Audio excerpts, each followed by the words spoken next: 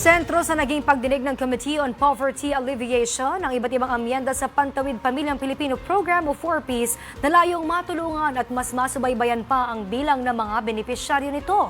Kung ano-ano yan, alamin natin sa report ni Julian Bunag. Ilang amyenda para sa Pantawid Pamilyang Pilipino Program o 4Ps ang isinulong ni 4Ps Party List Representative JC Abalos sa nangyaring pagdinig ng Committee on Poverty Alleviation sa Kamara. Una na nga riyan ang pagdaragdag ng cash grant sa mga benepisyaryo nito.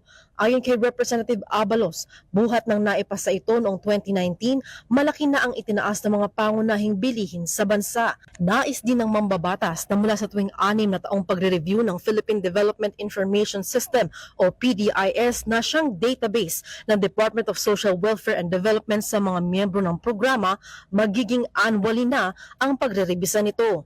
Ito ay upang matiyak na kung sakaling magkaroon muli ng krisis sa bansa, hindi ito masyadong maaapektuhan ang mga benepisyaryo ng programa.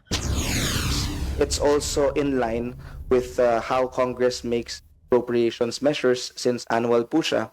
Mas maganda rin po na annual rin yung review para kung magkaka-adjust timely. Hangad naman ni Quezon City 3rd District Representative Franz Pumaren na maitaas sa 1,800 pesos ang health and nutrition grant ng mga benepisyaryo ng 4Ps mula sa 750 pesos at 600 pesos na rice subsidy na malaki rin ang maitutulong sa mga pamilyang nasa ilalim ng 4Ps. Hiling din ni Representative Pumaren na ang amyendang ito ay matalakay na sa plenaryo.